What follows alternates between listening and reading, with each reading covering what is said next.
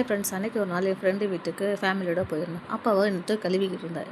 என்னம்மா கழுவுறா அப்படின்னு கேட்டப்போ தான் சொன்னால், இது வந்து கடல் சிப்பி அப்படின்னு. கடல் சிப்பி என்ன புதுசாக இருக்குது அப்படின்னு கேட்டப்போ தான் சொன்னால், இது வந்து கடலுக்குள்ளே வந்து பாறை எல்லாம் ஒட்டி இருக்கும்.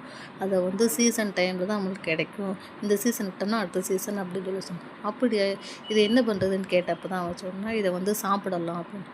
எப்படி சாப்பிட்றது அப்படின்னு கேட்குறப்ப தான், இன்றைக்கி உனக்கு நான் செஞ்சு தரேன், நீ சாப்பிட்டு எப்படி இருக்குன்னு சொன்னான். அப்படியா ஓகே, நம்மளும் ட்ரை பண்ணி பார்ப்போமே அப்படின்னு சொல்கிறப்ப எனக்கு க்ளீனிங் பற்றி எல்லாம் சொல்லி கொடுத்துருந்தான். அதை வந்து தண்ணி ஊற்றாமல் ஒரு அடுப்பில் வேக எடுத்ததுக்கப்புறம் ஒன்று ஒன்றா குத்தி எடுத்துகிட்டு அது மேத்தோலில் வந்து ஒரு பிளாக் கலரில் குடல்மா இருக்கும். அதை மட்டும் தனியாக எடுத்துகிட்டு 4 கழுவணும். ஏன்னா அதில் வந்து தண்ணிக்குள்ளேயே இருந்தனால உப்பு இருக்கும், மண்ணும் இருக்கும். அதனால் 4 டைம் கழுவிட்டு அதை க்ளீன் பண்ணி எடுத்துகிட்டு, நம்ம ஆல்ரெடி எப்போயும் போல் 65 பண்ணுற மாதிரி மல்லிப்பொடி, இஞ்சித்தூள், இஞ்சி பூண்டு, 65 மசாலா, அப்புறம் தனி மிளகாப் பொடி, கொஞ்சோண்டு உப்பு போட்டுவிட்டு இது எல்லாத்தையும் மிக்ஸ் பண்ணி வச்சுட்டு ஒன்று ஒன்றா எண்ணெயில் போட்டு ஸ்ப்ரை பண்ணி வச்சுக்கணும். நான் என் ஃப்ரெண்டு வீடு போனது வந்து நாகர்கோவிலில்.